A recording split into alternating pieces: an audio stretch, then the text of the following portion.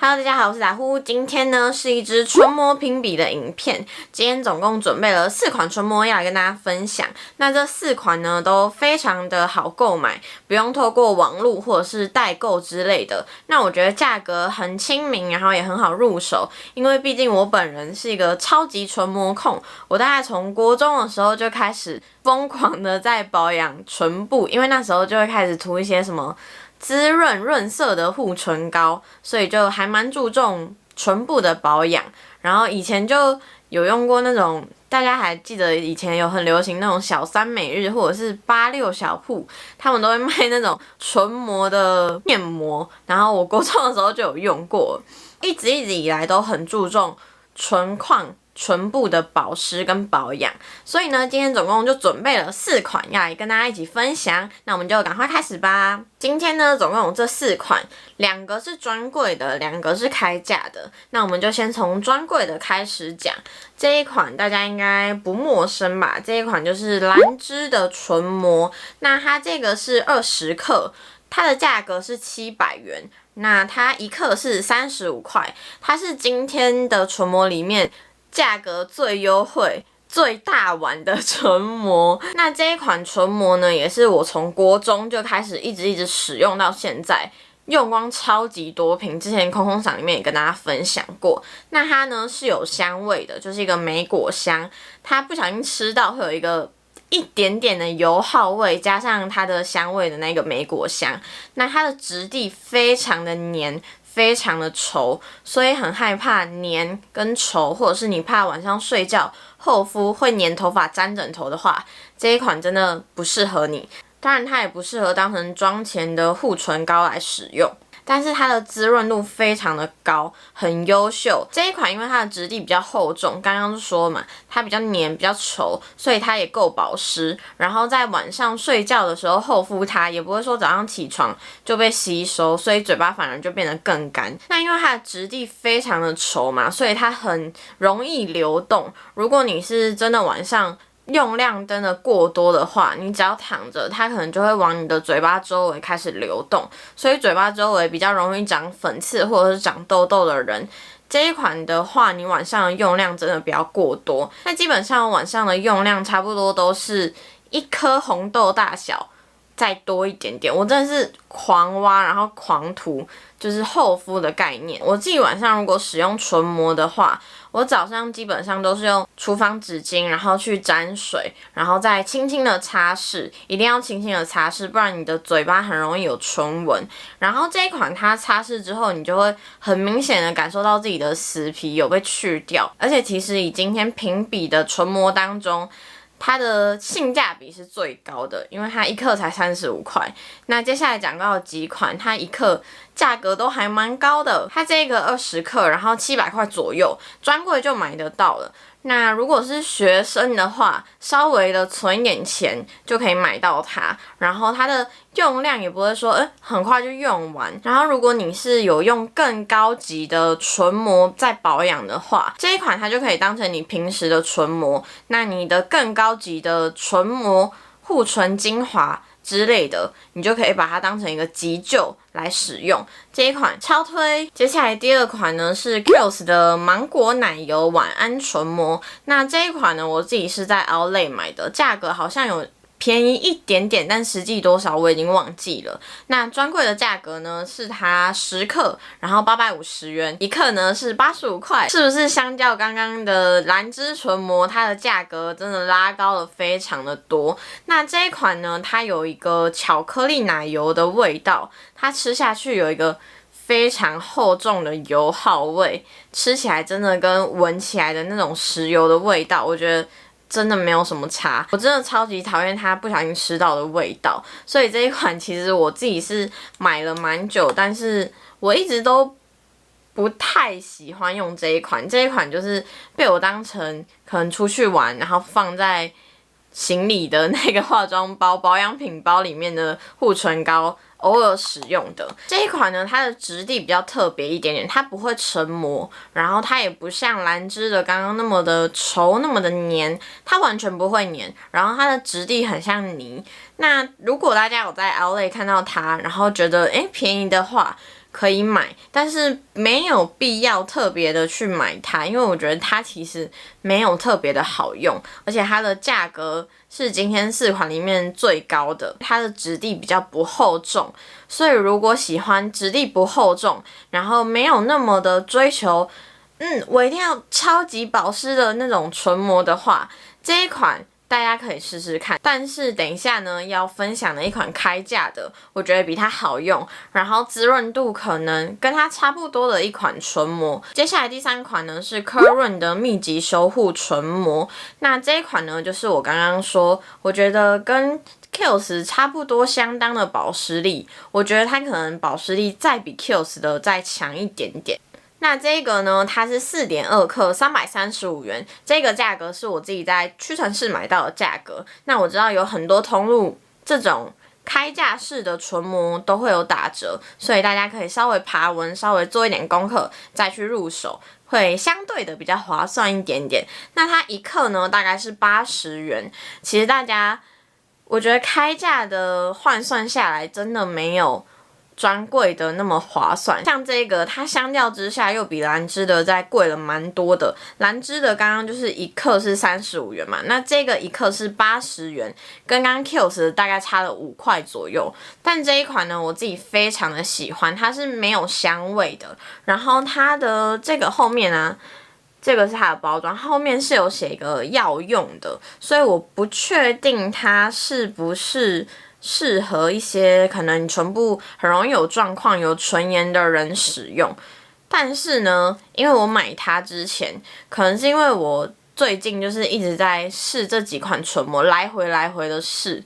然后我的嘴巴就出了一点状况。但是肉眼看不出来，就是你在抿嘴唇的时候，会感觉到自己的嘴唇就是一丝一丝的，然后不太舒服，但是也不会痛，就是也没有必要，我觉得也没有必要到看医生。然后后来我大概用了这个2天之后，我的唇况，我的嘴唇就完全的好起来，就变得跟之前一样。所以我不太确定，如果你是有唇炎，或者是你的嘴巴很容易有状况的人，这一款它是不是可以达成修护、调整你唇部的发炎之类的？大家可能可以去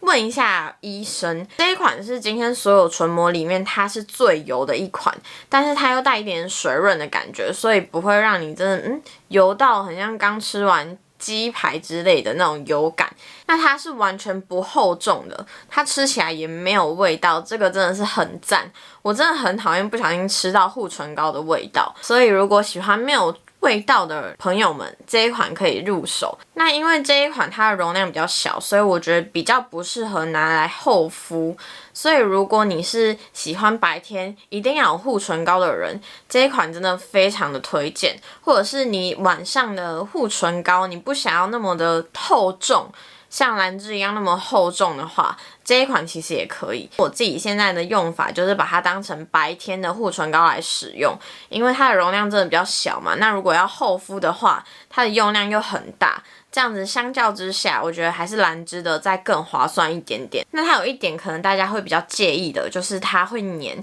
如果你是担心黏头发、黏枕头的话，这一款可能就比较不适合，但是它没有到兰芝的那么黏，我觉得是应该大多人都可以接受的黏度。如果你是在找白天的护唇膏，然后也想要当成晚上可以使用的唇膜的话，这一款真的非常推荐。但是如果你要把它当成白天使用的护唇膏，因为它是这种广口瓶，就不像一般护唇膏是可以直接涂的，比较麻烦。但是我觉得它的效果真的比一般的护唇膏来得好非常非常多。这一款推推。接下来最后一款呢是艾咪咪的唇膜，那这一款呢是我觉得偏贵的唇膜，它4.7克390元，1克大概是83元。那我会觉得它偏贵呢，是因为它的用量